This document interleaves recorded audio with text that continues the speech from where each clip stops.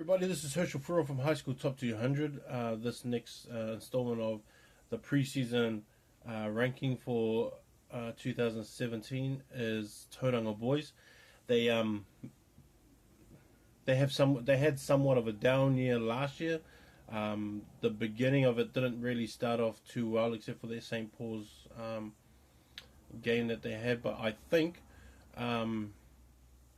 And they sort of ended the season really strongly, I thought, and I thought that they had some of their better games later within the season. I wasn't too keen on the structure of the team last year. I thought they relied a lot on Will Ngatai, which I think was kind of unfair. And just watching the games, it looked like they went to him too much without giving him something to work with in terms of his space and opportunities with the ball and things like that. And so that was it was it was a bit hard to watch sometimes. But I think this year is actually they look a bit more. They look older. They look a lot more prepared. They've got some really good firepower within the team itself, even within the forwards and backs, and they have some prospects for New Zealand secondary schools. So, I think they're in a pretty good position right now, and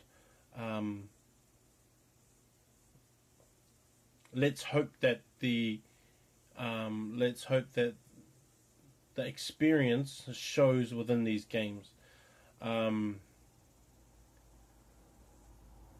They have a front row side like Dylan Williams is one of their top players who can play hooker and probably blindside.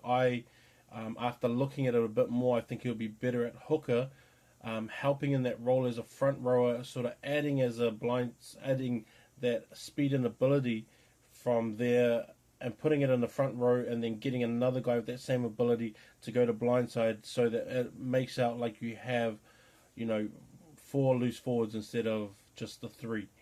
And so I would go with him at hooker, with Peter Sealing and also Jared Ngatai, and so having those three in that front row, and Peter and Jared will bring the size.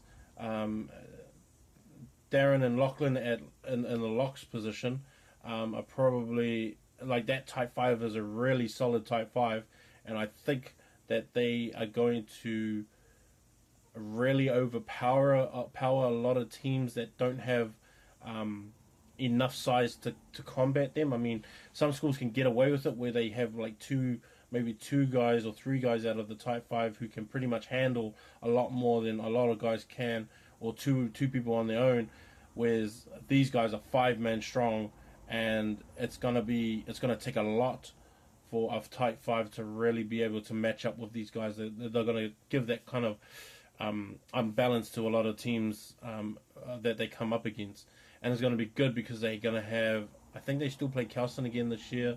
They always have their matchup with Auckland Grammar to test themselves out, and so I think if that type 5 actually really work out so well, and they're all in sync in every single game, I think that they're going to be one of the teams that we're going to have to watch out for in the Super 8. So if these Super 8 teams have sort of off days, and they even come off like a sort of an average day, they're going to come and blow you out of the field just based on that type 5 being so destructive.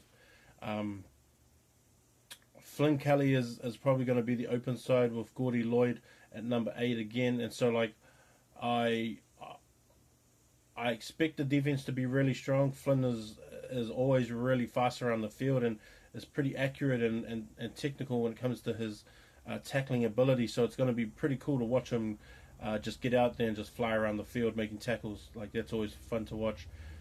Gordy will be the running enforcement, and so he'll be that guy to get them over, to bend the line a bit and to smash up into those gaps that they have, and just offer some real offense from the forward pack.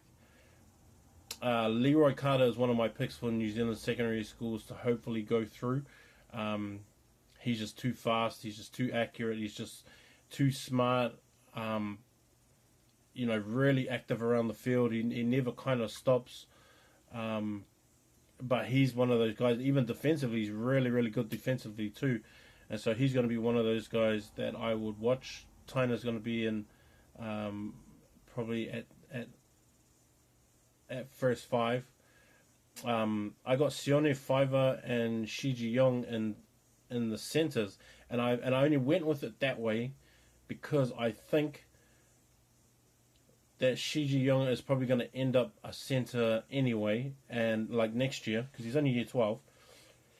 Sione is also pretty young too, so he can also come back next year, so we may see. So in my mind, if I think of these two, I would put these two to play this year and try and get them Sione to come back again next year, and just have that run of both of them in the secondary schools and in the secondary midfield, and then just have them play a real power game. Because Shiji Young is actually pretty big and he's solid, muscly kind of fella, and Sione Fiver is just that big, solid kind of hitter. And it's going to take a lot of open sides. It's going to take a lot of open sides to try and I don't actually think a lot of open sides and second fives will be able to tackle him even one-on-one. So you're going to have to form a plan around stopping not just him, because that's a two-man tackle, but also him and Shiji Young. And Shiji he's a pretty good runner off the ball, and once they figure out their timing and how they want to do it, I think that's going to be a lot harder to stop than people think. Connor McLeod is another kid that I think is going to be pretty sharp too, and he's another guy I think could probably go within the midfield as well. Josh DeCosta is probably another guy, and Cole Forbes are guys that I hear are pretty good and will probably make they'll probably be in those starting positions. And so those are probably guys I'm looking at. Jermaine Tower probably be a hooker that we could probably look for. I'm not too sure how they want to do it, but he's a guy. Gianni is another prop. Chevy Horwath is a midfield that we could probably hopefully, if they make their appearances, I mean, they always have a lot of guys that they can probably choose from, and so like these are guys that we could probably look out for throughout the year. I really like the makeup of this team, and I think that maybe I am taking a little bit away from them, but I want to be sure and what happens. But come the preseason rankings, for sure preseason rankings, you might see them, probably go up a couple of spots. But yeah, that's my review of Tauranga Boys College. Please support the boys when season starts, and have a look at them in preseason and see what you think. Peace.